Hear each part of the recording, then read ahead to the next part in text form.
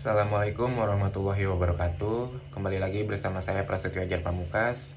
Saya adalah salah satu mahasiswa Universitas Pelita Bangsa dari Prodi Manajemen dan dari kelas 19A4. Di sini saya akan membuat video tentang manajemen perubahan. Tujuan saya membuat video ini adalah untuk memenuhi salah satu tugas dari mata kuliah manajemen perubahan dengan dosen pengampu yaitu Ibu Dr. Retno Purwani Setyaningrum SEMM. Nah, saat ini saya akan menjelaskan materi dari manajemen perubahan yaitu teori-teori manajemen perubahan. Namun sebelum saya membahas ke inti bab yaitu teori-teori manajemen perubahan, saya akan menjelaskan apa sih manajemen perubahan itu. Manajemen perubahan atau manajemen of change adalah sebuah upaya dan pendekatan yang dilakukan secara terstruktur dan sistematis yang dimanfaatkan guna membantu individu, tim, ataupun organisasi dengan menerapkan sarana, sumber daya, dan pengetahuan dalam merealisasikan perubahan dari kondisi sekarang menuju suatu kondisi yang lebih baik secara efisien dan efektif untuk memperkecil dampak dari proses perubahan itu. Setelah kita mengetahui apa itu manajemen perubahan, sekarang kita masuk ke intinya, yaitu kita akan membahas pembahasan dari teori-teori manajemen perubahan.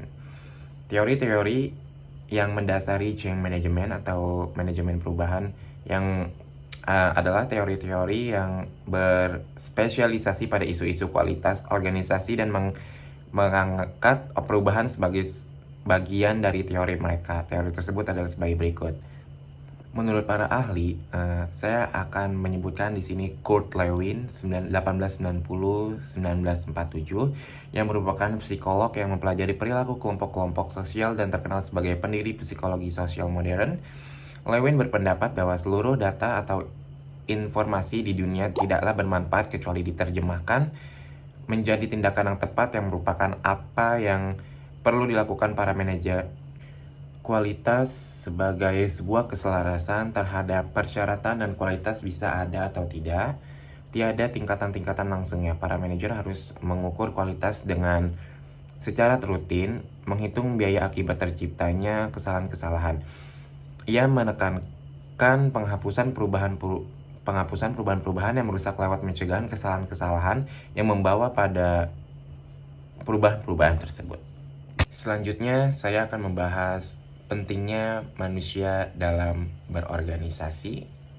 Sumber daya manusia memegang peran vital dalam sebuah organisasi, baik itu organisasi pemerintahan, industri, pendidikan, dan sebagainya. Manajemen sumber daya manusia sangat berperan dalam meningkatkan keefektifan dan efisiensi sebuah organisasi dalam mencapai tujuannya. Secara garis besar, manajemen sumber daya manusia memberikan sebagai manfaat, dan ini adalah salah satu manfaatnya, yaitu kualitas. Tenaga kerja mungkin yang berkualitas akan mampu menghasilkan produk yang berkualitas pula. Inilah salah satu manfaat manajemen SDM dalam organisasi. Terus juga ada kecepatan. Mungkin suatu pekerjaan yang ditangani oleh ahlinya akan mampu menghasilkan output yang sesuai dengan harapan. Demikian juga ketika tenaga profesional dituntut untuk kerja cepat, tenaga kerja tersebut akan mampu melakukan pekerjaan itu dengan penuh ketelitian dan ketepatan. Yang ketiga ada biaya kepemimpinan, itu leadership cost.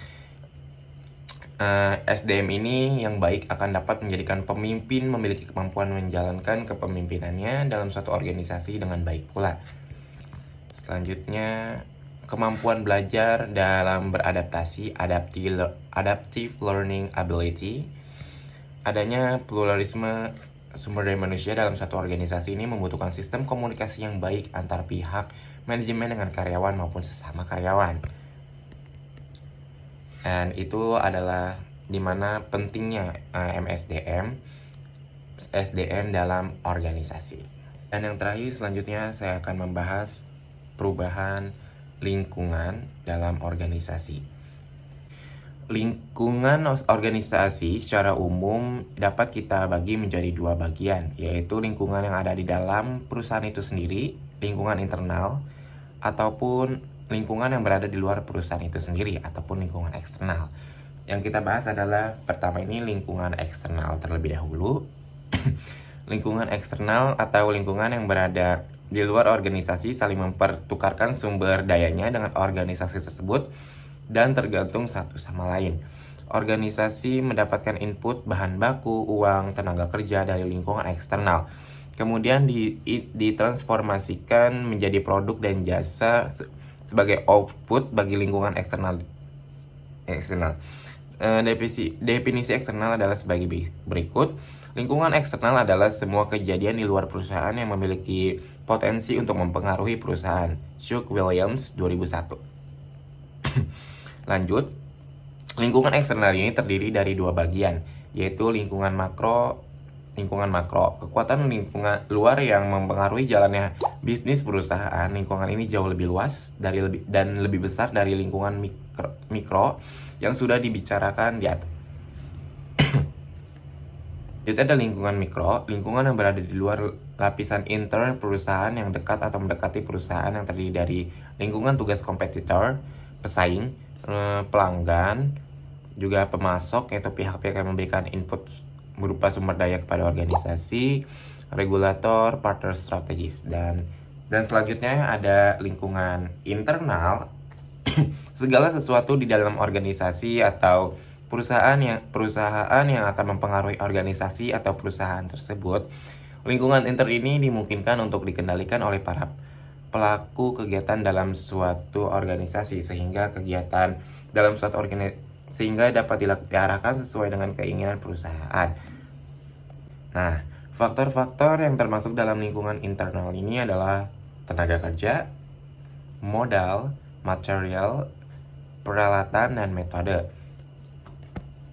Sekian pembahasan yang telah saya bahas, yaitu tentang teori manajemen perubahan. Kurang lebihnya mohon dimaafkan, walaupun ada yang kurang jelas atau kurang spesifik, mohon dimaafkan. Saya pamit undur diri. Wassalamualaikum warahmatullahi wabarakatuh.